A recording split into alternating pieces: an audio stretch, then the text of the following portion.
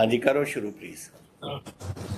परम सत्कारयोग पंजाब के मुख मंत्री कैप्टन अमरिंदर सिंह जी, अज असी सारे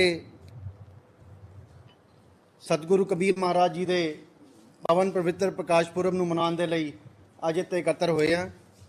साडे मानयोग मुख मंत्री साहब वर्चुअली तौर पर इस राज पद्धरी समागम की प्रधानगी कर रहे हैं। मानयोग मुख मंत्री साहब की प्रवानगी दे नाल मैं साडे दरम्यान मौजूद पंजाब के सनअत मंत्री सुंदर शाह मरोड़ा जी को बेनती करदा कि वह अज के इस मुकद्दस मौके पर कबीर महाराज जी को शरधा के फुल भेंट करन। सुंदर शाह मरोड़ा जी।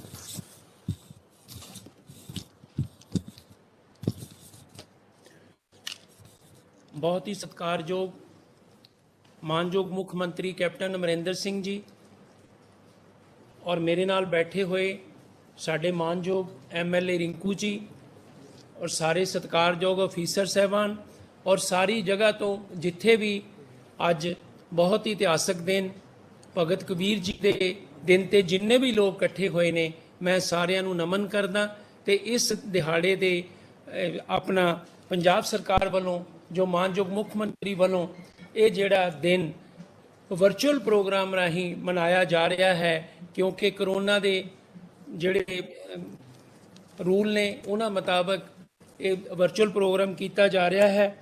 साडा पंजाब गुरुआं पीरां फकीरां दी धरती जिथे सानू माण हासिल है, ये चुनी हुई सरकार नूं असी बहुत बड़े दिन गुरुआं पीरां दे पंजाब दे विच मनाए ने।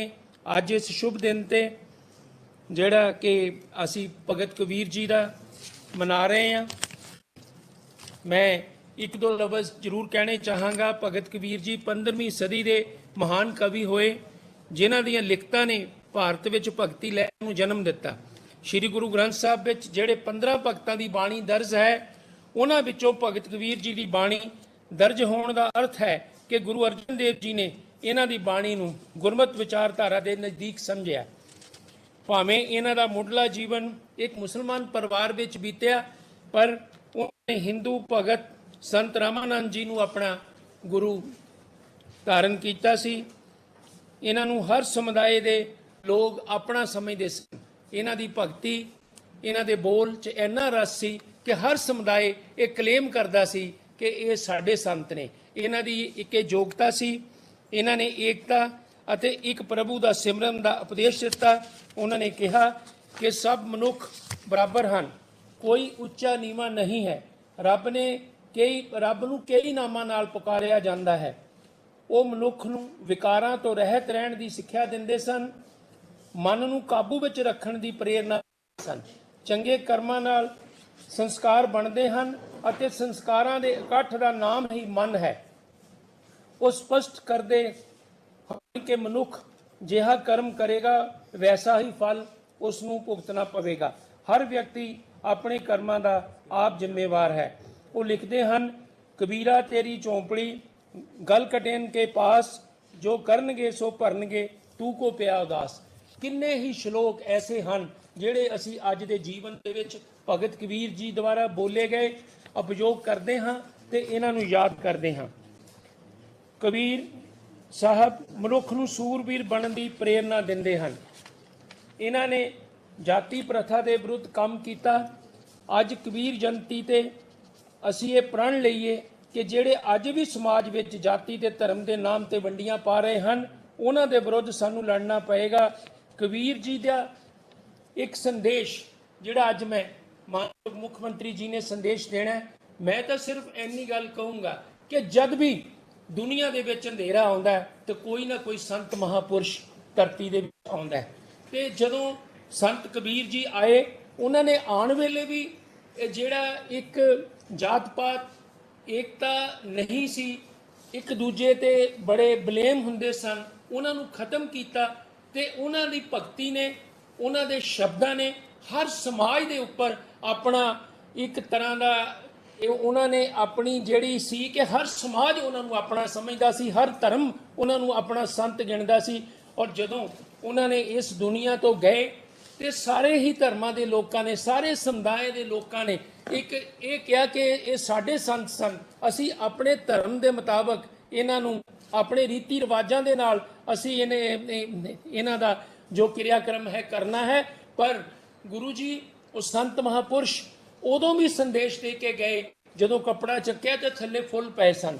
ਉਦੋਂ ਵੀ ਉਹਨਾਂ ਨੇ ਏਕਤਾ ਦਾ ਸੰਦੇਸ਼ ਦਿੱਤਾ। ਉਦੋਂ ਵੀ ਉਹਨਾਂ ਨੇ ਕਿਹਾ ਕਿ ਇਹ ਜਿਹੜਾ ਮਾਨਵ ਜਨਮ ਹੈ ਇਹ ਸਾਨੂੰ ਏਕਤਾ ਦੇ ਨਾਲ ਜੀਣਾ ਚਾਹੀਦਾ ਹੈ। ਇੱਥੇ ਸਾਨੂੰ ਧਰਮਾਂ ਦੀਆਂ ਵੰਡੀਆਂ ਨਹੀਂ ਪਾਣੀਆਂ ਚਾਹੀਦੀਆਂ। ਉਹਨਾਂ ਨੇ ਜਿਹੜਾ ਧਰਮ ਅਲੱਗ-ਅਲੱਗ ਜਾਤਾਂ ਦੇ ਵਿੱਚ ਵੰਡਿਆ ਗਿਆ ਸੀ ਉਹਨਾਂ ਨੂੰ ਇਕੱਠੇ ਹੋ ਕੇ ਇੱਕ ਮਨੁੱਖ ਦਾ ਜਿਹੜਾ ਸਾਨੂੰ ਇਹ ਜੀਵਨ ਹੈ ਇਹ ਬਾਰ-ਬਾਰ ਨਹੀਂ ਮਿਲਦਾ। ਉਹਨਾਂ ਨੇ ਸੰਦੇਸ਼ ਦਿੱਤਾ ਕਿ ਸਾਨੂੰ ਆਪਣੇ ਜਿਹੜੇ ਅੱਛੇ ਕਰਮ ਕਰਨੇ ਚਾਹੀਦੇ ਹਨ ਤੇ ਇਨਸਾਨੀਅਤ ਦੇ ਧਰਮ ਦੇ ਨਾਲ ਜੀਣਾ ਚਾਹੀਦਾ ਹੈ।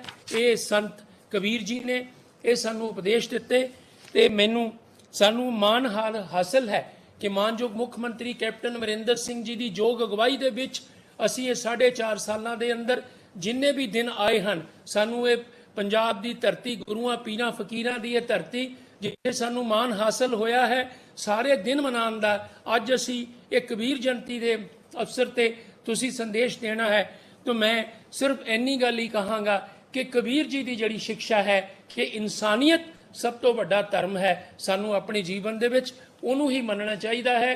ਤੇ ਪੰਜਾਬ ਸਰਕਾਰ ਵਚਨਬੱਧ ਹੈ ਔਰ ਤੁਹਾਡੀ ਯੋਗ ਅਗਵਾਈ ਦੇ ਅੰਦਰ ਅਸੀਂ ਪੂਰੀ ਕੋਸ਼ਿਸ਼ ਕੀਤੀ ਹੈ, ਤੁਸੀਂ ਪੂਰੀ ਕੋਸ਼ਿਸ਼ ਹੋਈ ਹੈ ਕਿ ਤੁਹਾਡੇ ਦਿਸ਼ਾ ਨਿਰਦੇਸ਼ਾਂ ਦੇ ਨਾਲ ਕਿ ਇਹ ਜਿਹੜਾ ਪਾੜਾ ਸੀ ਅਸੀਂ ਉਹਨੂੰ ਖਤਮ ਕਰਨ ਦੀ ਕੋਸ਼ਿਸ਼ ਕੀਤੀ ਹੈ। ਅਸੀਂ ਏਕਤਾ ਔਰ ਸਾਰਿਆਂ ਨੂੰ ਬਰਾਬਰ ਜਿਹੜੇ ਹੱਕ ਨੇ ਉਹ ਦੇਣ ਦੀ ਮਾਨਯੋਗ ਮੁੱਖ ਮੰਤਰੀ ਕੈਪਟਨ ਅਮਰਿੰਦਰ ਸਿੰਘ ਦੀ ਯੋਗ ਅਗਵਾਈ ਦੇ ਵਿੱਚ ਸਾਡੀ ਸਰਕਾਰ ਨੇ ਪ੍ਰਯਾਸ ਕੀਤੇ ਹਨ। ਔਰ ਮੈਂ ਇੱਕੋ ਹੀ ਗੱਲ ਕਹਿਣੀ ਚਾਹੁੰਦਾ ਕਿ ਭਗਤ ਕਬੀਰ ਜੀ ਦੇ ਜਿਹੜੇ ਕਿ ਉਹਨਾਂ ਨੇ ਕੋਈ ਕਿਤਾਬ ਨਹੀਂ ਸੀ ਲਿਖੀ, ਉਹਨਾਂ ਨੇ ਆਪਣੇ ਮੂੰਹੋਂ ਬੋਲਦੇ ਸੀ, ਉਹ ਕਿੰਨਾ ਪਰਮਾਤਮਾ ਦਾ ਰੂਪ ਸਨ। ਉਹਨਾਂ ਦੇ ਅਨੁਯਾਈਆਂ ਨੇ ਇਹ ਜਿਹੜੇ ਬਾਅਦ ਚ ਗ੍ਰੰਥ ਲਿਖੇ ਔਰ ਗੁਰੂ ਸਾਹਿਬ ਨੇ ਇਹਨਾਂ ਨੂੰ ਗੁਰੂ ਗ੍ਰੰਥ ਸਾਹਿਬ ਦੀ ਬਾਣੀ ਦੇ ਵਿੱਚ ਦਰਜ ਕੀਤਾ। ਤੇ ਸਾਡੇ ਲਈ ਇਹ ਹੀ ਹੈ ਕਿ ਉਹਨਾਂ ਦੀ ਪ੍ਰੇਰਣਾ ਲੈ ਕੇ ਜਿੱਦਾਂ ਪੰਜਾਬ ਸਰਕਾਰ ਪਹਿਲਾਂ ਗੁਰੂਆਂ ਪੀਰਾਂ ਫਕੀਰਾਂ ਦੇ ਦਿਨ ਮਨਾਉਂਦੀ ਆਈ ਹੈ, ਅੱਜ ਇਸ ਮਹਾਨ ਦਿਨ ਤੇ ਮੈਂ ਜਿੰਨੇ ਵੀ ਨਾਮ ਲੇਵਾ ਅਸੀਂ ਸਾਰੇ ਭਗਤ ਕਬੀਰ ਜੀ ਦੇ ਦਿਨ ਤੇ ਮੈਂ ਸਾਰਿਆਂ ਨੂੰ ਇਹੀ ਬੇਨਤੀ ਕਰਨਾ ਚਾਹੁੰਦਾ ਕਿ ਜਿਹੜਾ ਇਨਸਾਨੀਅਤ ਦਾ ਧਰਮ ਹੈ, ਜਿਹੜਾ ਉਹਨਾਂ ਦਾ ਸੰਦੇਸ਼ ਸੀ, ਸਾਨੂੰ ਉਹ ਅਪਣਾਉਣਾ ਚਾਹੀਦਾ ਹੈ। ਔਰ ਪੰਜਾਬ ਸਰਕਾਰ ਇਹਨਾਂ ਸਾਰੀਆਂ ਚੀਜ਼ਾਂ ਲਈ ਵਚਨਬੱਧ ਹੈ। ਅਸੀਂ ਉਹਨਾਂ ਗੁਰੂਆਂ ਫਕੀਰਾਂ ਦੀ ਸਿੱਖਿਆ ਲੈ ਕੇ ਜਿਹੜੀ ਸਰਕਾਰ ਹੈ ਲੋਕਾਂ ਦੀ ਚੁਣੀ ਹੋਈ, ਅਸੀਂ ਉਸ ਨੂੰ ਮਾਨਯੋਗ ਮੁੱਖ ਮੰਤਰੀ ਕੈਪਟਨ ਅਮਰਿੰਦਰ ਸਿੰਘ ਦੀ ਯੋਗ ਅਗਵਾਈ ਦੇ ਵਿੱਚ ਚਲਾ ਰਹੇ ਹਾਂ। ਔਰ ਜੋ ਸਾਡੇ ਫਰਜ਼ ਅਸੀਂ ਗੁਰੂਆਂ ਪੀਰਾਂ ਫਕੀਰਾਂ ਤੋਂ ਸਿੱਖਿਆ ਹੈ ਉਹਨਾਂ ਦੇ ਨਾਲ ਹੀ ਅਸੀਂ ਜਿਹੜਾ ਇਹ ਕੰਮ ਲੋਕਾਂ ਦੀ ਸੇਵਾ ਕਰਾਂਗੇ। ਤਾਂ ਮੈਂ ਇਸ ਸ਼ਖਸੀਅਤ ਨੂੰ ਨਮਨ ਕਰਦਾ ਹਾਂ ਔਰ ਇਹ ਸਾਰੇ ਜਿੰਨੇ ਵੀ ਲੋਕ ਇਹ ਸੁਣ ਰਹੇ ਨੇ, ਮੈਂ ਸਾਰਿਆਂ ਨੂੰ ਇਸ ਅੱਜ ਦੇ ਮਹਾਨ ਦਿਨ ਤੇ ਇਹੀ ਗੱਲ ਕਹਿਣਾ ਚਾਹੁੰਦਾ ਹਾਂ ਕਿ ਇਨਸਾਨੀਅਤ ਦੇ ਧਰਮ ਦੇ ਨਾਲ ਚੱਲਦੇ ਹੋਏ ਮੈਂ ਸਾਰਿਆਂ ਨੂੰ ਨਮਨ ਕਰਦਾ ਹਾਂ। ਜੈ ਹਿੰਦ। ਬਹੁਤ ਬਹੁਤ ਧੰਨਵਾਦ ਮੰਤਰੀ ਸਾਹਿਬ। ਸਤਿਗੁਰੂ ਕਬੀਰ ਜੀ ਮਹਾਰਾਜ ਨੇ ਭਾਈਚਾਰਕ ਸਾਂਝ, ਅਮਨ ਤੇ ਸ਼ਾਂਤੀ ਦਾ ਸੁਨੇਹਾ ਸਾਰੀ ਮਨੁੱਖਤਾ ਨੂੰ ਦਿੱਤਾ ਤੇ ਸਾਡੇ ਲਈ ਬੜੀ ਮਾਣ ਦੀ ਗੱਲ ਹੈ ਕਿ ਸਤਿਗੁਰੂ ਕਬੀਰ ਜੀ ਦੇ ਮਹਾਵਾਕ ਗगन दमामा बाजियो पढ़ियो निशान्यो घाव खेत जो मांडियो सूरमा अब जूजन को दाव सूरा सो पहचानिए जो लड़े दीन के हेत पुरजा पुरजा कट मरे कभू ना छाड़े खेत। ते चलते हुए साडे हरमन प्यारे मुख मंत्री साहब मानयोग कैप्टन अमरिंदर सिंह जी एक शूरवीर वांग पंजाब ते पंजाबियों के हितों की राखी कर रहे हैं। हुण मैं अज दे इस मुकद्दस मौके ते उन्हां नूं बेनती करदा कि वो सतगुरु कबीर जी महाराज नूं शरधा दे फुल के भेंट करन। मानयोग मुख मंत्री साहब कैप्टन अमरिंदर सिंह जी। सारे अज आवाज कट गई, आवाज आ रही है, आ रही है। अज आपां भगत कबीर जी दी याद विच आपां इकट्ठे होए हैं। उन्हां दी याद मनाउणी है। 15 सदी का जन्म होया सी, लेकिन इन्हां दी सिखलाई, इन्हां दे जो वचन कीते से, जो इन्हां ने लेख लिखे से, वो भी साडे गुरुआं ने मन के अपने गुरु ग्रंथ साहब दे विच वो श्लोक पाए। इस तो ही पता लगता है आपां नूं कि कितनी महान शख्सियत थे भगत कबीर जी। चाहे मुसलमान घर दे विच जन्म लिता, उन्होंने सारी मनुखता नूं अपनाया और अपने हिंदू धर्म दे विच उन्होंने ਬਾਬਾ ਰਾਮਨੰਦ ਜੀ ਸੇ ਉਹਨਾਂ ਦੇ ਉਹਨਾਂ ਤੋਂ ਸਿਖਲਾਈ ਲਿੱਤੀ, ਉਹਨਾਂ ਤੋਂ ਮਿਲੇ, ਉਹਨਾਂ ਨੂੰ ਉਹਨਾਂ ਦੀ ਭਗਤੀ ਮੂਵਮੈਂਟ ਜਿਹੜੀ ਸੀ ਜੋ ਚਲਾ ਰਹੇ ਸੀ ਹਿੰਦੂ ਭਗਤੀ ਮੂਵਮੈਂਟ, ਉਹਦੇ ਵਿੱਚ ਇਹਨਾਂ ਨੇ ਬਹੁਤ ਵੱਡਾ ਆਪਣਾ ਰੋਲ ਅਦਾ ਕੀਤਾ। ਇਹ ਸਾਰੀ ਗੱਲਾਂ ਉਹੀ ਦੱਸਦੀਆਂ ਨੇ ਆਪਾਂ ਨੂੰ ਕਿ ਸਾਰੇ ਹੀ ਆਪਾਂ ਰੱਬ ਦੇ ਬੰਦੇ ਹਾਂ। ਸਭ ਚਾਹੇ ਕਿਸੇ ਧਰਮ ਨਾਲ ਵੀ ਆਪਾਂ ਸੰਬੰਧ ਰੱਖਦੇ ਹਾਂ, ਉਹ ਆਪਾਂ ਅੰਤ ਵਿੱਚ ਇੱਕੋ ਹੀ ਰੱਬ ਹੈ ਔਰ ਅਸੀਂ ਸਾਰੇ ਉਹਦੇ ਬੰਦੇ ਹਾਂ।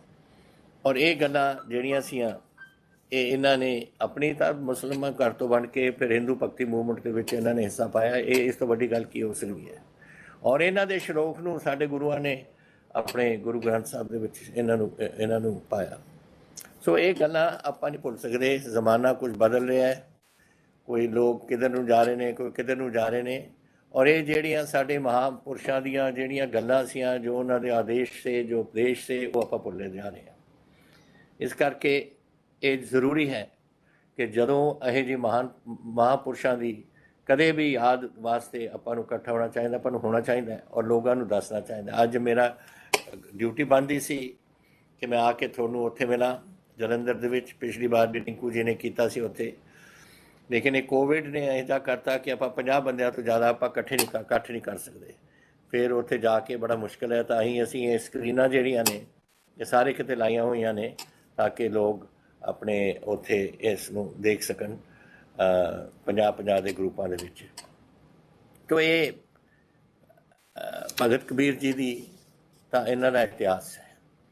ਔਰ ਉਹ ਅੱਜ ਮੈਂ ਆਸ ਕਰਦਾ ਕਿ ਚਾਹੇ ਉਹਨਾਂ ਜਨਮ ਪਤਾ ਨਹੀਂ ਕਿੱਥੇ, ਲੋਕਾਂ ਇਹ ਵੀ ਨਹੀਂ ਪਤਾ ਉਹਨਾਂ ਦਾ ਕੀ ਜਨਮ ਦਿਨ ਸੀ, ਕਦੋਂ ਕਿਹੜੇ ਆਏ। ਇੰਨਾ ਪਤਾ ਕਿ ਸਾਨੂੰ ਕਿ 15ਵੀਂ ਸਦੀ ਦੇ ਵਿੱਚ ਇਹਨਾਂ ਜਨਮ ਲਿੱਤਾ ਔਰ ਸ਼ਾਇਦ ਵਾਰਾਣਸੀ ਦੇ ਵਿੱਚ ਲਿੱਤਾ ਹੋਏ। ਬਨਾਰਸ ਜੀ ਨੂੰ ਕਹਿੰਦੇ ਸੀ ਆਪਾਂ, ਉੱਥੇ ਸ਼ਾਇਦ ਉਹਨਾਂ ਨੇ ਜਨਮ ਲਿੱਤਾ ਹੋਏ।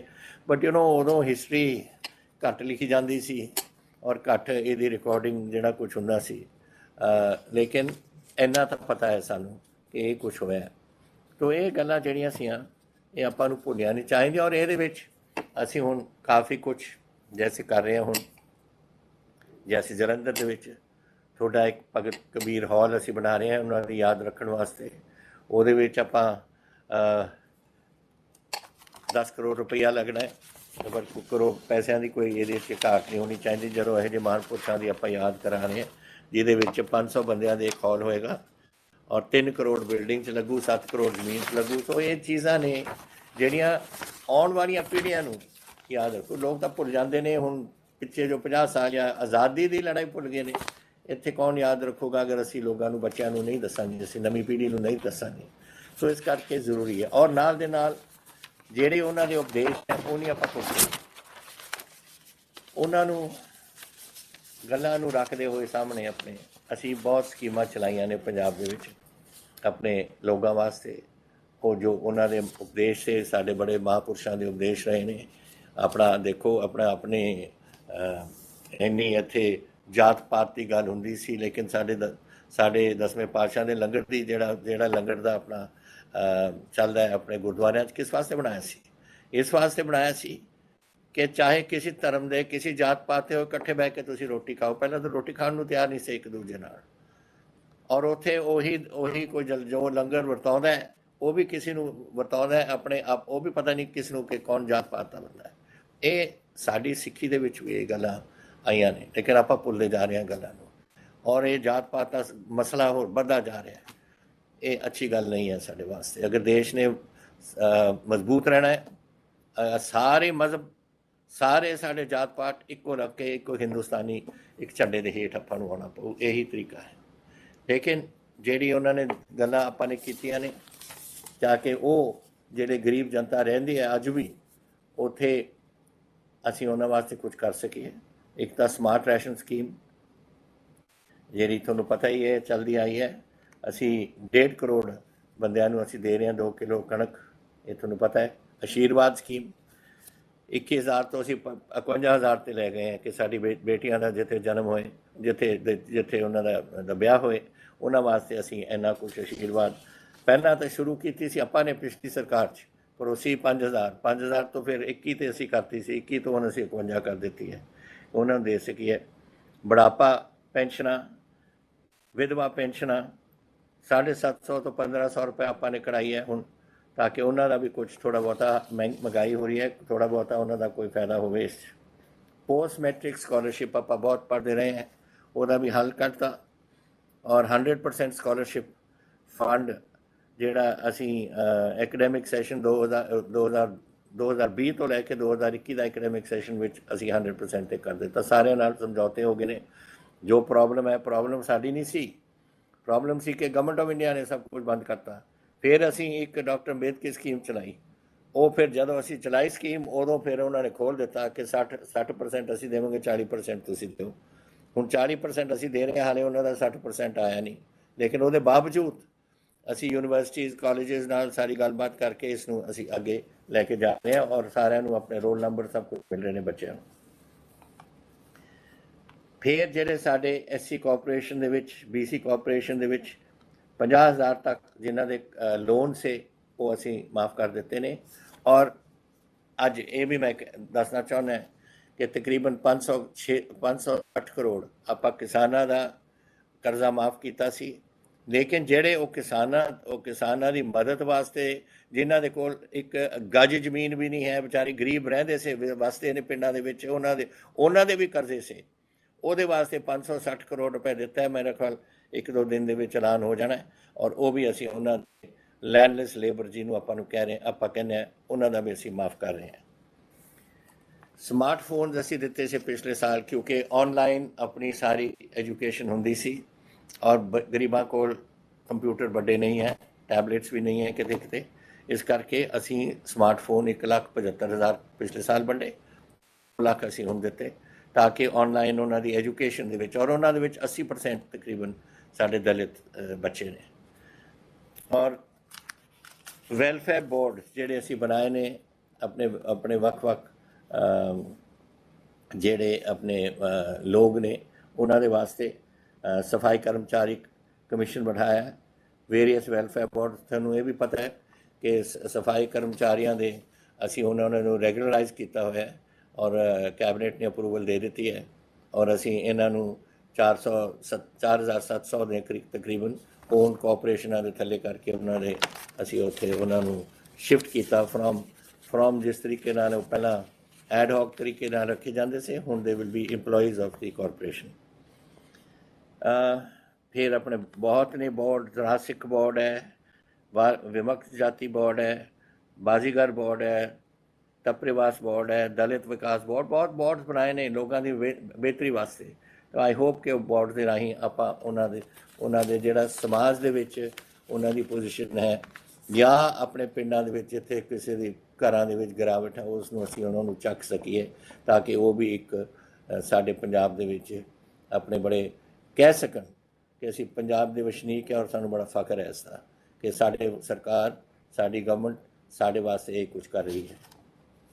ਔਰ ਫ੍ਰੀ ਪਾਵਰ ਇਹ ਤਾਂ ਅਸੀਂ ਦੇ ਹੀ ਰਹੇ ਹਾਂ। ਸਾਰਿਆਂ ਨੂੰ ਪਤਾ ਹੈ ਕਿ 200 ਯੂਨਿਟ ਫ੍ਰੀ ਪਾਵਰ ਅਸੀਂ ਸਾਰੇ ਗਰੀਬ ਘਰਾਂ ਦੇ ਵਿੱਚ ਦੇ ਰਹੇ ਹਾਂ ਔਰ ਦਲਿਤਸ ਨੂੰ, ਤਾਂ ਕਿ ਇਹ ਗੱਲ ਉਹਨਾਂ ਦੀ ਜਿਹੜੀ ਤਕਲੀਫਾਂ ਹੁੰਦੀਆਂ ਨੇ, ਕਿ ਕਈਆਂ ਦੇ ਕੋਲ ਵਿਚਾਰਿਆਂ ਦੇ ਕੋਲ ਕੁਝ ਵੀ ਨਹੀਂ। ਹੁਣ ਅਸੀਂ ਜਿੱਥੇ ਘਰ ਨੇ ਉਹਨਾਂ ਦੇ ਔਰ ਘਰਾਂ ਦੇ ਵਿੱਚ ਰਹਿੰਦੇ ਨੇ, ਉਹ ਵੀ ਸਰਕਾਰੀ ਜ਼ਮੀਨ ਦੇ ਵਿੱਚ ਜਿੱਥੇ ਇਹਨਾਂ ਨੇ ਬਸਤੀਆਂ ਬਣਾਈਆਂ ਨੇ, ਉਹ ਵੀ ਅਸੀਂ ਉਹਨਾਂ ਦੇ ਨਾਂ ਕਰ ਰਹੇ ਹਾਂ। It's already done. 2 ਜ਼ਿਲ੍ਹਿਆਂ ਨੇ ਤਾਂ ਕਰ ਵੀ ਦਿੱਤਾ, ਪਟਿਆਲਾ ਨੇ ਔਰ ਫਰੀਦਕੋਟ। ਔਰ 3,000 ਤਕਰੀਬਨ ਅਸੀਂ ਵੰਡ ਚੁੱਕੇ ਹਾਂ ਉੱਥੇ, 12,000 ਤਿਆਰ ਪਏ ਨੇ ਫॉर ਡਿਸਟਰੀਬਿਊਸ਼ਨ। ਲਾਲ ਡੋਰੀ ਦੇ ਵਿੱਚ ਜਿਹੜੀ ਜ਼ਮੀਨ ਹੈ ਜਿੱਥੇ ਗਰੀਬ ਬਸਤੇ ਨੇ, ਉਹ ਵੀ ਅਸੀਂ ਉਹਨਾਂ ਨੂੰ ਦੇ ਰਹੇ ਹਾਂ, ਤਾਂ ਕਿ ਉਹ ਉੱਥੇ ਜਾ ਕੇ ਉੱਥੇ ਰਹਿ ਸਕਣ, ਆਪਣੇ ਘਰ ਜਿਹੜੇ ਉਹਨਾਂ ਦੇ ਪੱਕੀ ਜਾਇਦਾਦ ਬਣ ਸਕੇ ਉਹਨਾਂ ਦੀ। ਸੋ ਇਹ ਚੀਜ਼ਾਂ ਆਪਣੀ ਡਿਊਟੀ ਬਣਦੀ ਹੈ। ਔਰ ਅੱਜ ਮੈਨੂੰ ਖੁਸ਼ੀ ਹੈ ਕਿ ਕੁਝ ਗੱਲਾਂ ਤਾਂ ਮੈਂ ਤੁਹਾਨੂੰ ਦੱਸ ਸਕਿਆ ਭਗਤ ਕਬੀਰ ਜੀ ਦੇ ਇਸ ਜਯੰਤੀ 'ਤੇ। ਔਰ ਮੈਂ ਆਸ ਕਰਦਾ ਕਿ ਪੂਰਾ ਪੰਜਾਬ, ਪੂਰਾ ਦੇਸ਼ ਇਸ ਗੱਲ ਨੂੰ ਯਾਦ ਰੱਖੂ ਕਿ ਇੱਕ ਮਹਾਨ ਸ਼ਖਸੀਅਤ ਹੁੰਦੀ ਸੀ, ਇੱਕ ਇਹੋ ਜਿਹੀ ਮਹਾਨ ਸ਼ਖਸੀਅਤ ਉਸ ਸਮੇਂ 'ਚ ਜਦੋਂ ਜਾਤ ਪਾਤ ਇੰਨਾ ਛਾਇਆ ਹੋਇਆ ਸੀ ਸਾਡੇ ਦੇਸ਼ ਦੇ ਵਿੱਚ, ਉਦੋਂ ਇਹਨਾਂ ਨੇ ਉੱਠ ਕੇ ਆਪਣੀਆਂ ਗੱਲਾਂ ਕੀਤੀਆਂ। ਮੁਸਲਿਮ ਘਰਾਣੇ ਜਨਮ ਲੈਣਾ, ਹਿੰਦੂ ਧਰਮ ਦੇ ਵਿੱਚ ਭਗਤੀ ਮੂਵਮੈਂਟ ਦੇ ਵਿੱਚ ਸ਼ਾਮਿਲ ਹੋਣਾ, ਔਰ ਜਿਹੜੇ ਇਹਨਾਂ ਨੇ ਆਪਣੇ ਜਿਹੜਾ ਕੁਝ ਵੀ ਇਹਨਾਂ ਨੇ ਲਿਖਿਆ, ਉਹ ਸਾਡੇ ਗੁਰੂਆਂ ਨੇ ਕਾਬਲ ਸਮਝਿਆ ਕਿ ਸਾਡੇ ਗੁਰੂ ਗ੍ਰੰਥ ਸਾਹਿਬ ਦੇ ਵਿੱਚ ਉਹਨਾਂ ਨੂੰ ਪਾਇਆ ਜਾਏ, ਉਹ ਸ਼ਲੋਕਾਂ ਨੂੰ। ਤਾਂ ਅੱਜ ਅਸੀਂ ਮੱਥਾ ਟੇਕਦੇ ਹਾਂ ਅਸੀਂ ਯਾਦ ਕਰਦੇ ਹਾਂ ਇੱਕ ਮਹਾਨ ਸ਼ਖਸੀਅਤ ਨੂੰ, ਔਰ ਮੈਂ ਆਸ ਕਰਦਾ ਕਿ ਆਉਣ ਵਾਲੀ ਪੀੜ੍ਹੀ ਆਉਣ ਵਾਲੇ ਸਮੇਂ ਦੇ ਵਿੱਚ ਹਰ ਵੇਲੇ ਯਾਦ ਰੱਖੂ ਕਿ ਕਦੇ ਨਾ ਕਦੇ ਸਾਡੇ ਜੇ ਮਹਾਨ ਸ਼ਖਸੀਅਤ ਹੁੰਦੇ ਸੀ ਜਿਨ੍ਹਾਂ ਨੇ ਇਸ ਦੇਸ਼ ਨੂੰ ਅੱਗੇ ਲਿਜਾਣ ਦੀ ਕੋਸ਼ਿਸ਼ ਕੀਤੀ। ਧੰਨਵਾਦ। ਜੈ ਹਿੰਦ।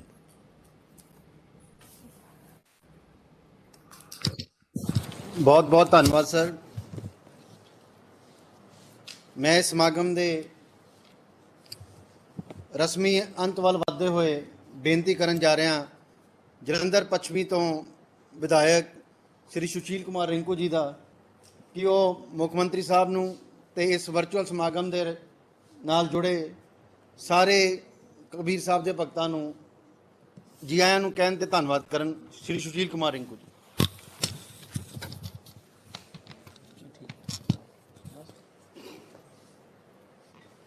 ਸਤਿਗੁਰੂ ਕਬੀਰ ਮਹਾਰਾਜ ਜੀ ਦੇ ਆਗਮਨ ਪਰਬ ਦੇ ਸੰਬੰਧ ਦੇ ਵਿੱਚ ਅੱਜ ਪੰਜਾਬ ਸਰਕਾਰ ਦੁਆਰਾ ਉਹਨਾਂ ਦਾ ਜਿਹੜਾ ਜਨਮ ਦਿਹਾੜਾ ਮਨਾਇਆ ਜਾ ਰਿਹਾ, ਉਹਦੇ ਵਿੱਚ ਉਚੇਚੇ ਤੌਰ ਦੇ ਉੱਤੇ ਅੱਜ ਸੰਗਤ ਦੇ ਨਾਲ ਜੁੜੇ ਸਾਡੇ ਬਹੁਤ ਹੀ ਮਾਣਯੋਗ ਮੁੱਖ ਮੰਤਰੀ ਕੈਪਟਨ ਅਮਰਿੰਦਰ ਸਿੰਘ ਜੀ, ਉਹਨਾਂ ਦੀ ਯੋਗ ਅਗਵਾਈ ਹੇਠ ਅੱਜ ਅਸੀਂ ਸਾਰੇ ਗੁਰੂ ਮਹਾਰਾਜ ਦਾ ਜਿਹੜਾ ਜਨਮ ਦਿਹਾੜਾ ਬੜੇ ਚਾਵਾਂ ਔਰ ਸ਼ਰਧਾ ਦੇ ਨਾਲ ਮਨਾ ਰਹੇ ਹਾਂ। ਔਰ ਸਾਡੇ ਨਾਲ ਕਾਫੀ ਜਗ੍ਹਾ ਦੇ ਉੱਤੇ ਮੰਦਿਰ ਕਮੇਟੀਆਂ ਜਿਹੜੀਆਂ ਉਹ ਸਿੱਧੀਆਂ ਲਾਈਵ ਜੁੜੀਆਂ, ਔਰ ਉਹਦੇ ਨਾਲ ਵੈਬਸਾਈਟ ਦੇ ਰਾਹੀਂ ਵੀ ਜਿਹੜੀਆਂ ਹਜ਼ਾਰਾਂ ਔਰ ਸੈਂਕੜਾਂ ਦੀ ਤਾਦਾਦ ਦੇ ਵਿੱਚ ਸੰਗਤ ਹੈ ਅੱਜ ਲਾਈਵ ਜਿਹੜਾ ਕਾਰਜਕ੍ਰਮ ਸਰਕਾਰ ਵੱਲੋਂ ਹੋ ਰਿਹਾ ਉਹਦੇ ਵਿੱਚ ਸ਼ਾਮਲ ਹੋਈ ਹੈ। ਔਰ ਮੈਂ ਬਹੁਤ ਧੰਨਵਾਦੀ ਹਾਂ ਸਾਡੇ ਮੁੱਖ ਮੰਤਰੀ ਸਾਹਿਬ ਦਾ ਕਿ ਜਿਨ੍ਹਾਂ ਨੇ ਬਹੁਤ ਪੁਰਾਣੀਆਂ ਜਿਹੜੀਆਂ ਮੰਗਾਂ ਕਬੀਰ ਪੰਥ ਦੀਆਂ ਜਿਹੜੀਆਂ ਬਹੁਤ ਘੱਟੋ ਘੱਟ 3 ਦਹਾਕਿਆਂ ਤੋਂ ਚੱਲਦੀਆਂ ਜਿਹੜੀਆਂ ਆ ਰਹੀਆਂ ਸਨ, ਖਾਸ ਕਰਕੇ ਸਤਿਗੁਰੂ ਕਬੀਰ ਭਵਨ ਹੈ ਜਿਹਦਾ ਜਲੰਧਰ ਦੇ ਵਿੱਚ ਬਹੁਤ ਜ਼ਿਆਦਾ ਮੰਗ ਸੀ ਪਿਛਲੇ ਲੰਬੇ ਸਮੇਂ ਤੋਂ, ਅੱਜ ਤੁਸੀਂ ਪੂਰੀ ਕੀਤੀ। ਔਰ ਮੈਂ ਸੰਗਤ ਵੱਲੋਂ ਸਮੁੱਚੇ ਸਮਾਜ ਵੱਲੋਂ ਤੁਹਾਡਾ ਬਹੁਤ ਬਹੁਤ ਧੰਨਵਾਦੀ ਹਾਂ, ਕਿਉਂਕਿ ਪਿਛਲੇ ਸਮੇਂ ਦੇ ਵਿੱਚ ਇਹ ਗੱਲ ਸੰਗਤ ਨੂੰ ਕਹੀ ਜਾਂਦੀ ਸੀ ਕਿ ਜਿਹੜੀ ਜਿਸ ਜਗ੍ਹਾ ਦੇ ਉੱਤੇ ਭਵਨ ਹੁਣ ਉਸਾਰੀ ਹੋਣੀ ਹੈ ਉਹ ਜਗ੍ਹਾ ਜਿਹੜੀ ਬੜੀ ਪ੍ਰੋਮੀਨੈਂਟ ਲੈਂਡ ਹੈ, ਕਮਰਸ਼ੀਅਲ ਲੈਂਡ ਹੈ, ਇਹ ਜਗ੍ਹਾ ਜਿਹੜੀ ਕਿਸੇ ਭਵਨ ਲਈ ਨਹੀਂ ਦਿੱਤੀ ਜਾ ਸਕਦੀ। ਇਹ ਪਿਛਲੀਆਂ ਸਰਕਾਰਾਂ ਦਾ ਜਵਾਬ ਸੀ, ਪਰ ਤੁਹਾਡੀ ਫਰਾਖ ਦੇ ਲਈ ਤੁਸੀਂ ਸੰਗਤ ਦੀ ਜਿਹੜੀ ਨਬਜ਼ ਹੈ, ਉਹਨਾਂ ਦੇ ਜਿਹੜੇ ਇਮੋਸ਼ਨ ਹੈ, ਉਹਨਾਂ ਨੂੰ ਪਹਿਚਾਨ ਕੇ ਔਰ ਬਹੁਤ ਜਲਦੀ ਵਿਦਿਨ ਡੇਜ਼ ਜਿਹੜਾ ਤੁਸੀਂ ਇਹ ਫੈਸਲਾ ਲਿਆ, ਔਰ ਅੱਜ ਅਸੀਂ ਉਹਨਾਂ ਦੇ ਮਹਾਨ ਦਿਨ ਦੇ ਉੱਤੇ ਇਹ ਸਾਰੀਆਂ ਜਿਹੜੀਆਂ ਤੁਹਾਡੀਆਂ ਅਨਾਉਂਸਮੈਂਟਸ ਹੋਈਆਂ, ਔਰ ਸੰਗਤ ਜਿਹੜੀ ਸਿਰਫ ਜਲੰਧਰ ਦੀ ਹੀ ਨਹੀਂ ਪੂਰੇ ਜਿੱਥੇ ਜਿੱਥੇ ਵੀ, ਚਾਹੇ ਉਹ ਗੁਰਦਾਸਪੁਰ ਦੇ ਵਿੱਚ, ਚਾਹੇ ਪਠਾਨਕੋਟ ਦੇ ਵਿੱਚ, ਦੀਨਾਨਗਰ ਦੇ ਵਿੱਚ, ਜੰਮੂ ਦੇ ਵਿੱਚ, ਰਾਜਸਥਾਨ ਦੇ ਵਿੱਚ, ਜਿੱਥੇ ਵੀ ਸਤਿਗੁਰੂ ਕਬੀਰ ਮਹਾਰਾਜ ਦੀ ਨਾਮ ਲੇਵਾ ਸੰਗਤ ਬੈਠੀ ਹੈ, ਅੱਜ ਉਹਨਾਂ ਨੂੰ ਤੁਹਾਡੇ ਇਸ ਫੈਸਲੇ ਦੀ ਬਹੁਤ ਖੁਸ਼ੀ ਹੈ ਔਰ ਸਾਰੇ ਤੁਹਾਡਾ ਬਹੁਤ ਬਹੁਤ ਜਿਹੜਾ ਸਵਾਗਤ ਕਰਦੇ ਆ। ਔਰ ਅੱਜ ਤੋਂ ਸੈਂਕੜਾ ਵਰ੍ਹੇ ਪਹਿਲਾਂ ਜਦੋਂ ਕਬੀਰ ਮਹਾਰਾਜ ਜੀ ਨੇ ਇਸ ਦੁਨੀਆ ਦੇ ਉੱਤੇ ਅਵਤਾਰ ਧਾਰਿਆ ਸੀ, ਜਿੱਥੇ ਜਾਤ ਪਾਤ ਦਾ ਬੜਾ ਬੋਲਬਾਲਾ ਸੀ, ਉਸ ਸਮੇਂ ਇਸਤਰੀ ਸਮਾਜ ਦੇ ਜਿਹੜੇ ਹਾਲਾਤ ਸਨ ਉਹ ਬਹੁਤ ਹੀ ਜਿਹੜੇ ਦਇਆ ਦੇ ਪਾਤਰ ਸਨ। ਔਰ ਇਹ ਗੱਲ 'ਚ ਵੀ ਮੈਨੂੰ ਕਹਿਣ 'ਚ ਕੋਈ ਗੁਰੇਜ਼ ਨਹੀਂ, ਉਸ ਸਮੇਂ ਇਸਤਰੀ ਨੂੰ ਜਿਹੜਾ ਪੈਰ ਦੀ ਜੁੱਤੀ ਸਮਝਿਆ ਜਾਂਦਾ ਸੀ, ਪਰ ਕਬੀਰ ਮਹਾਰਾਜ ਨੇ ਆਪਣੀ ਬਾਣੀ ਰਾਹੀਂ ਇਹਨਾਂ ਸਾਰੇ ਮਿੱਥ ਜਿਹੜੇ ਪੁਰਾਣੇ ਸਮੇਂ ਦੇ ਬਣੇ ਸੀ ਉਹਨਾਂ ਨੂੰ ਤੋੜਨ ਦੇ ਵਿੱਚ ਬਹੁਤ ਅਹਿਮ ਭੂਮਿਕਾ ਨਿਭਾਈ। ਔਰ ਉਸ ਤੋਂ ਬਾਅਦ ਉਹਨਾਂ ਦੀ ਬਾਣੀ ਦੀ ਜਿਹੜੀ ਝਲਕ ਹੈ ਸਾਨੂੰ ਡਾਕਟਰ ਭੀਮਰਾਵ ਦੁਆਰਾ ਲਿਖਿਤ ਜਿਹੜਾ ਸੰਵਿਧਾਨ ਹੈ ਉਹਦੇ ਵਿੱਚ ਵੀ ਸਾਨੂੰ ਦੇਖਣ ਨੂੰ ਮਿਲਦੀ ਹੈ। ਔਰ ਖਾਸ ਕਰਕੇ ਮੈਂ ਤੁਹਾਡਾ ਬਹੁਤ ਬਹੁਤ ਧੰਨਵਾਦੀ ਹਾਂ ਕੈਪਟਨ ਸਾਹਿਬ, ਕਿਉਂਕਿ ਤੁਸੀਂ ਸਤਿਗੁਰੂ ਕਬੀਰ ਮਹਾਰਾਜ ਦੀਆਂ ਸਿੱਖਿਆਵਾਂ ਦੇ ਚੱਲਦੇ ਹੋਏ ਅੱਜ ਇਸਤਰੀ ਸਮਾਜ ਦੇ ਲਈ ਪੰਜਾਬ ਦੇ ਵਿੱਚ ਬਹੁਤ ਵੱਡੇ ਵੱਡੇ ਜਿਹੜੇ ਕੰਮ ਹੈ ਉਹ ਕੀਤੇ ਆ, ਚਾਹੇ ਉਹ ਪੰਚਾਇਤ ਔਰ ਨਗਰ ਨਿਗਮ ਔਰ ਕਮੇਟੀਆਂ ਦੀਆਂ ਜਿਹੜੀਆਂ ਚੋਣਾਂ ਹੋਈਆਂ ਉਹਨਾਂ ਵਿੱਚ 50% ਜਿਹੜੀ ਰਿਜ਼ਰਵੇਸ਼ਨ ਹੈ ਉਹ ਸਾਡੀਆਂ ਭੈਣਾਂ ਲਈ ਰਾਖਵੀਂ ਕੀਤੀ ਹੈ। ਇਸ ਤੋਂ ਇਲਾਵਾ ਜਿਹੜੀਆਂ ਪੰਜਾਬ ਸਰਕਾਰ ਵੱਲੋਂ ਨੌਕਰੀਆਂ ਨਿਕਲਣੀਆਂ ਉਹਦੇ ਵਿੱਚ 33% ਜਿਹੜਾ ਕੋਟਾ ਹੈ ਉਹ ਸਾਡੀਆਂ ਭੈਣਾਂ ਲਈ, ਇਸਤਰੀ ਸਮਾਜ ਲਈ ਤੁਸੀਂ ਫਿਕਸ ਕੀਤਾ। ਔਰ ਇਹਦੇ ਨਾਲ ਨਾਲ ਪੰਜਾਬ ਦੇ ਵਿੱਚ ਜਿੰਨੀ ਵੀ ਸਾਡੀ ਸਰਕਾਰੀ ਬੱਸ ਸਰਵਿਸਿਜ਼ ਹੈ ਉਹਦੇ ਵਿੱਚ ਸਾਡੀਆਂ ਭੈਣਾਂ ਨੂੰ ਫ੍ਰੀ ਜਿਹੜੀਆਂ ਸਰਵਿਸਿਜ਼ ਹੈ ਉਹ ਤੁਹਾਡੇ ਵੱਲੋਂ ਜਿਹੜੀਆਂ ਮੁਹੱਈਆ ਕਰਾਈਆਂ ਗਈਆਂ। ਇਹ ਕੋਈ ਛੋਟੀ ਗੱਲ ਨਹੀਂ। ਸਾਡੇ ਨਾਲ ਵੀ ਬਹੁਤ ਸਾਰੇ ਸੂਬੇ ਆ ਪੰਜਾਬ ਦੇ ਨਾਲ ਲੱਗਦੇ, ਪਰ ਇਹੋ ਜਿਹੀਆਂ ਅਨਾਉਂਸਮੈਂਟਸ ਜਿਹੜੀਆਂ ਦਲਿਤ ਸਮਾਜ ਨੂੰ ਲੈ ਕੇ, ਇਸਤਰੀ ਸਮਾਜ ਨੂੰ ਲੈ ਕੇ ਕਿਸੇ ਵੀ ਸੂਬੇ ਦੇ ਵਿੱਚ ਜਿਹੜੀਆਂ ਹਜੇ ਤੱਕ ਨਹੀਂ ਕੀਤੀਆਂ ਗਈਆਂ। ਔਰ ਮੈਂ ਸਮਝਦਾ ਕਿ ਤੁਸੀਂ ਬਹੁਤ ਫਿਰਾਕ ਦਿਲ ਹੋ, ਔਰ ਖਾਸ ਕਰਕੇ ਕਿਉਂਕਿ ਜਿੱਥੇ ਇਹ ਸਤਿਗੁਰੂ ਕਬੀਰ ਭਵਨ ਬਣਨ ਜਾ ਰਿਹਾ, ਇਹ ਸਾਰੀ ਜਿਹੜੀ ਆਬਾਦੀ ਹੈ ਖਾਸ ਕਰਕੇ ਸਤਿਗੁਰੂ ਕਬੀਰ ਮਹਾਰਾਜ ਦੀ, ਅਸੀਂ ਸਾਰੇ 1947 ਦੇ ਵਿੱਚ ਜਦੋਂ ਦੇਸ਼ ਦਾ ਪਾਰਟੀਸ਼ਨ ਹੋਇਆ ਸੀ, ਉਸ ਵੇਲੇ ਸਰ ਸਿਆਲਕੋਟ ਜ਼ਿਲ੍ਹੇ ਤੋਂ ਆ ਕੇ ਸਾਰੇ ਜਲੰਧਰ ਦੇ ਜਾਂ ਵੱਖ-ਵੱਖ ਜ਼ਿਲ੍ਹਿਆਂ ਦੇ ਵਿੱਚ ਬਸੇ ਸਨ। ਔਰ ਸਾਡੇ ਜਿਹੜੇ ਬਜ਼ੁਰਗ ਹੈ ਸਰ, ਉਸ ਵੇਲੇ ਸਪੋਰਟਸ ਦਾ ਜਿਹੜਾ ਕਾਰੋਬਾਰ ਹੈ, ਸਪੋਰਟਸ ਦਾ ਜਿਹੜਾ ਸਮਾਨ ਹੈ, ਉਹ ਬਣਾਉਂਦੇ ਸੀ। 47 ਤੋਂ ਪਹਿਲਾਂ ਜਦੋਂ ਇਕੱਠਾ ਜਿਹੜਾ ਹਿੰਦੁਸਤਾਨ ਸੀ, ਦੋ ਜਗ੍ਹਾ ਜਿਹੜੀ ਸਪੋਰਟਸ ਦੀ ਮਾਰਕੀਟ ਹੁੰਦੀ ਸੀ, ਇੱਕ ਜਲੰਧਰ ਦੇ ਵਿੱਚ ਔਰ ਇੱਕ ਜ਼ਿਲ੍ਹਾ ਸਿਆਲਕੋਟ ਦੇ ਵਿੱਚ। ਜਲੰਧਰ ਦਾ ਜਿਹੜਾ ਭਾਈਚਾਰਾ, ਇੱਥੇ ਮੁਸਲਮਾਨ ਜਿਹੜਾ ਭਾਈਚਾਰਾ, ਉਹ ਸਪੋਰਟਸ ਦਾ ਕੰਮ ਕਰਦਾ ਸੀ ਔਰ ਸਿਆਲਕੋਟ ਦੇ ਵਿੱਚ ਹਿੰਦੂ ਭਾਈਚਾਰਾ ਜਿਹੜਾ ਕੰਮ ਕਰਦਾ ਸੀ। ਔਰ 47 'ਚ ਸਾਰੇ ਕਨਵਰਟ ਹੋ ਗਏ, ਇੱਧਰ ਵਾਲੇ ਉੱਧਰ ਚਲੇ ਗਏ, ਉੱਧਰ ਵਾਲੇ ਇੱਧਰ ਆ ਗਏ। ਔਰ ਬੜੀ ਮਿਹਨਤ ਕੀਤੀ ਸਰ ਸਾਡੇ ਲੋਕਾਂ ਨੇ ਇੱਥੇ ਆ ਕੇ। ਔਰ ਮੈਨੂੰ ਬੜੀ ਮਾਣ ਦੀ ਗੱਲ ਹੈ ਕਿ ਸਾਡੇ ਘਰਾਂ ਦੇ ਵਿੱਚ ਜਿਹੜੀਆਂ ਸਾਡੀਆਂ ਲੇਡੀਜ਼ ਹੈ, ਉਹ ਘਰਾਂ ਦੇ ਵਿੱਚ ਜਿਹੜਾ ਸਾਰਾ ਸਮਾਨ ਹੈ ਸਪੋਰਟਸ ਦਾ, ਚਾਹੇ ਉਹ ਸ਼ਟਲ ਕਾਕ ਹੋਣ, ਰੈਕਟਸ ਹੋਣ, ਕ੍ਰਿਕਟ ਦੇ ਨਾਲ ਸੰਬੰਧਿਤ ਹੋਣ, ਫੁੱਟਬਾਲ ਹੋਣ, ਲੇਡੀਜ਼ ਦਾ ਜਿਹੜਾ ਬਹੁਤ ਵੱਡਾ ਜਿਹੜਾ ਉਹਦੇ ਵਿੱਚ ਆਪਣਾ ਰੋਲ ਨਿਭਾਉਂਦੀਆਂ। ਔਰ ਜਿੱਥੇ ਮੈਂ ਤੁਹਾਡਾ ਧੰਨਵਾਦ ਕਰਦਾ, ਉੱਥੇ ਨਾਲ ਹੀ ਨਾਲ ਮੈਂ ਦੋ ਚੀਜ਼ਾਂ ਦੀ ਇੱਕ ਮੰਗ ਕਰਦਾ। ਇੱਕ ਤਾਂ ਸਤਿਗੁਰੂ ਕਬੀਰ ਮਹਾਰਾਜ ਦੀ ਜਿਹੜੀ ਬਾਣੀ ਹੈ, ਉਹਦੇ ਉੱਤੇ ਮੈਂ ਸਮਝਦਾ ਕਿ ਹਜੇ ਹੋਰ ਰਿਸਰਚ ਜਿਹੜੀ ਹੈ ਉਹ ਕਰਨ ਦੀ ਬਹੁਤ ਜ਼ਰੂਰਤ ਹੈ, ਤਾਂ ਕਿ ਹੋਰ ਜਿਹੜੇ ਸਾਰੇ ਪਹਿਲੂ ਹੈ ਕਬੀਰ ਮਹਾਰਾਜ ਦੇ ਜੀਵਨ ਦੇ ਨਾਲ ਜਿਹੜੇ ਜੁੜੇ ਆ, ਉਹ ਵੀ ਜਿਹੜੇ ਸਾਧ ਸੰਗਤ ਦੇ ਵਿੱਚ, ਸਮਾਜ ਦੇ ਵਿੱਚ ਜਿਹੜੇ ਲਿਆਂਦੇ ਜਾਣ। ਇਹਦੇ ਲਈ ਗੁਰੂ ਨਾਨਕ ਦੇਵ ਯੂਨੀਵਰਸਿਟੀ ਦੇ ਵਿੱਚ ਇੱਕ ਚੇਅਰ ਹੈ ਜਿਹੜੀ ਉਹਨਾਂ ਦੇ ਨਾਮ ਦੀ ਸਥਾਪਿਤ ਕੀਤੀ ਜਾਵੇ, ਤਾਂ ਕਿ ਉਹਨਾਂ ਦੀ ਬਾਣੀ ਦੇ ਉੱਤੇ ਜਿਹੜਾ ਅੱਗੇ ਹੋਰ ਜਿਹੜਾ ਰਿਸਰਚ ਹੈ ਜਿਹੜੀ ਹੋ ਸਕੇ। ਔਰ ਦੂਸਰੀ ਗੱਲ ਸਰ, ਜਿਸ ਇਲਾਕੇ ਦੇ ਵਿੱਚ ਇਹ ਸਾਰੇ ਆਬਾਦੀ ਰਹਿੰਦੀ ਹੈ, ਬੜੀ ਡੈਂਸ ਪਾਪੂਲੇਸ਼ਨ ਹੈ ਸਰ। ਉਹਨੇ 2-2 ਮਰਲੇ ਦੇ ਘਰ ਹੈ ਜੀ, ਪੁਰਾਣੇ ਜਿਹੜੇ ਸਰਕਾਰ ਦੁਆਰਾ ਅਲੋਟ ਕੀਤੇ ਗਏ। ਔਰ ਉਸੇ ਚੰਕ ਦੇ ਵਿੱਚ ਇੱਕ ਸਰਕਾਰ ਦੀ ਥੋੜੀ ਜਗ੍ਹਾ ਪਈ ਹੈ ਸਰ। ਮੇਰੀ ਇਹ ਪ੍ਰਪੋਜ਼ਲ ਹੈ ਕਿ ਜਿਹੜੇ ਲੋਕ, ਜਿਹੜੀਆਂ ਸਾਡੀਆਂ ਲੇਡੀਜ਼ ਘਰਾਂ ਦੇ ਵਿੱਚ ਸਮਾਨ ਬਣਾਉਂਦੀਆਂ, ਮੇਰਾ ਖਿਆਲ ਹੈ ਕਿ ਸ਼ਾਇਦ ਕਿਸੇ ਵੀ ਲੇਡੀ ਨੇ ਉਹ ਸਮਾਨ ਹਜੇ ਤੱਕ ਸਪੋਰਟਸ ਦਾ ਕਦੀ ਯੂਜ਼ ਨਹੀਂ ਕੀਤਾ ਹੋਣਾ। ਕਿਸੇ ਵੀ ਮੇਰੀ ਭੈਣ ਨੇ ਕਦੀ ਕ੍ਰਿਕਟ ਨਹੀਂ ਖੇਡਿਆ, ਕਦੀ ਸ਼ਟਲ ਨਹੀਂ ਖੇਡੀ, ਕਦੀ ਕਿਸੇ ਤਰ੍ਹਾਂ ਦਾ ਸਪੋਰਟਸ ਦਾ ਜਿਹੜਾ ਉਹ ਨਹੀਂ ਕੀਤਾ, ਕਿਉਂਕਿ ਆਪਸ਼ਨ ਹੀ ਨਹੀਂ ਹੈ। ਉੱਥੇ ਇੱਕ ਜਗ੍ਹਾ ਪਈ ਹੈ, ਜੇ ਸਰ ਉੱਥੇ ਇੱਕ ਲੇਡੀਜ਼ ਪਾਰਕ ਡਿਵੈਲਪ ਕਰ ਦਿੱਤਾ ਜਾਵੇ ਸਿਰਫ ਲੇਡੀਜ਼ ਦੇ ਲਈ, ਉਹਦੇ ਅੰਦਰ ਉਹਨਾਂ ਦੇ ਖੇਡਣ ਦੇ ਲਈ ਜਿਹੜਾ ਵਿਵਸਥਾ ਕੀਤੀ ਜਾਵੇ, ਤਾਂ ਮੈਂ ਸਮਝਦਾ ਕਿ ਜਿਹੜੀ ਤੁਹਾਡੀ ਸੋਚ ਹੈ ਔਰ ਜੋ ਸਤਿਗੁਰੂ ਕਬੀਰ ਮਹਾਰਾਜ ਦਾ ਫਲਸਫਾ ਹੈ, ਉਹਨੂੰ ਅਸੀਂ ਅੱਗੇ ਵਧਾਉਣ ਦੇ ਵਿੱਚ ਹੋਰ ਜ਼ਿਆਦਾ ਜਿਹੜੇ ਸਫਲ ਹੋ ਸਕਦੇ ਹਾਂ। ਔਰ ਅੰਤ ਦੇ ਵਿੱਚ ਮੈਂ ਫਿਰ ਤੁਹਾਡਾ ਬਹੁਤ-ਬਹੁਤ ਦਿਲ ਦੀਆਂ ਗਹਿਰਾਈਆਂ ਤੋਂ ਧੰਨਵਾਦ ਕਰਦਾ ਹਾਂ। ਖਾਸ ਕਰਕੇ ਸਾਡੇ ਮੰਤਰੀ ਸਾਹਿਬ ਸੁੰਦਰ ਸ਼ਾਮ ਅਰੋੜਾ ਜੀ, ਜਿਹੜੇ ਉਚੇਚੇ ਤੌਰ ਤੇ ਅੱਜ ਇੱਥੇ ਸ਼ਾਮਿਲ ਹੋਏ ਆ ਇਸ ਪ੍ਰੋਗਰਾਮ ਦੇ ਵਿੱਚ, ਤੁਹਾਡੇ ਮਾਧਿਅਮ ਤੋਂ ਬਤੌਰ ਚੀਫ ਗੈਸਟ, ਇਹਨਾਂ ਦਾ ਵੀ ਬਹੁਤ-ਬਹੁਤ ਸਵਾਗਤ। ਔਰ ਸਾਰੀ ਸੰਗਤ ਵੱਲੋਂ ਮੈਂ ਤੁਹਾਡਾ ਦਿਲ ਦੀਆਂ ਗਹਿਰਾਈਆਂ ਤੋਂ ਬਹੁਤ-ਬਹੁਤ ਧੰਨਵਾਦ ਕਰਦਾ। ਜੈ ਕਬੀਰ, ਧੰਨ ਕਬੀਰ, ਵਾਹਿਗੁਰੂ ਜੀ ਕਾ ਖਾਲਸਾ, ਵਾਹਿਗੁਰੂ ਜੀ ਕੀ ਫਤਿਹ।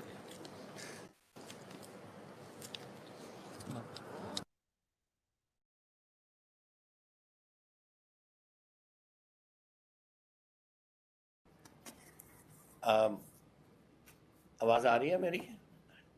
ਓਕੇ। ਤੁਸੀਂ ਗੱਲ ਕਹੀ ਹੈ ਅਬਾਊਟ ਕਬੀਰ, ਭਗਤ ਕਬੀਰ ਚੇਅਰ, ਉਹ ਮੈਂ ਅੱਜ ਐਲਾਨ ਕਰਨਾ ਚਾਹੁੰਦਾ। ਗੁਰੂ ਨਾਨਕ ਦੇਵ ਯੂਨੀਵਰਸਿਟੀ ਦੇ ਵਿੱਚ ਆਪਾਂ ਇੱਕ ਚੇਅਰ ਰੱਖਾਂਗੇ, ਤਾਂ ਕਿ ਭਗਤ ਕਬੀਰ ਜੀ ਦੀ ਬਾਣੀ ਤੇ ਔਰ ਸਭ ਕੁਝ ਉਹਨਾਂ ਤੇ ਜ਼ਿਆਦਾ ਰਿਸਰਚ ਹੋ ਸਕੇ। We will do that. And ਬਾਕੀ ਜਿਹੜੀ ਤੁਸੀਂ ਗੱਲ ਕਹੀ ਹੈ, we look into that Rinku ji. ਆ ਜਿਹੜਾ ਤੁਸੀਂ special park, ladies park for sports, I will ask the sports department ਕਿ ਇਸ ਗੱਲ ਨੂੰ ਟੇਕ ਅਪ ਕਰਨ। ਥੈਂਕਸ ਕਰ ਸਰ ਮੈਂ ਬਹੁਤ-ਬਹੁਤ ਧੰਨਵਾਦੀ ਹਾਂ ਕਿ ਤੁਸੀਂ ਸਾਰੇ ਸਮਾਜ ਦੀ ਜਿਹੜੀ ਮੰਗ ਹੈ ਉਹਨੂੰ ਬੜੇ ਹੀ ਫਰਾਖਦਿਲੀ ਨਾਲ ਮੰਨਿਆ, ਔਰ ਸਾਰੀ ਸੰਗਤ ਦੀਆਂ ਜਿਹੜੀਆਂ ਗੁਰੂ ਘਰ ਦੀਆਂ ਜਿਹੜੀਆਂ ਖੁਸ਼ੀਆਂ ਪ੍ਰਾਪਤ ਕੀਤੀਆਂ। ਮਹਾਰਾਜ ਕਿਰਪਾ ਕਰੇ ਤੁਸੀਂ ਚੜ੍ਹਦੀ ਕਲਾ ਦੇ ਵਿੱਚ ਰਹੋ, ਔਰ ਇਸੇ ਤਰ੍ਹਾਂ ਪੰਜਾਬ ਦੇ ਲਈ ਵੱਧ ਤੋਂ ਵੱਧ ਜਿਹੜੇ ਕੰਮ ਹੈ, ਖਾਸ ਕਰਕੇ ਦਲਿਤ ਸਮਾਜ ਲਈ ਜਿਹੜੀਆਂ ਵੀ ਸਕੀਮਜ਼ ਹੈ, ਉਹਨਾਂ ਨੂੰ ਵੱਧ ਤੋਂ ਵੱਧ ਇਸੇ ਤਰੀਕੇ ਨਾਲ ਲਾਗੂ ਹੋਣ। ਬਹੁਤ-ਬਹੁਤ ਧੰਨਵਾਦ। ਜੈ ਹਿੰਦ।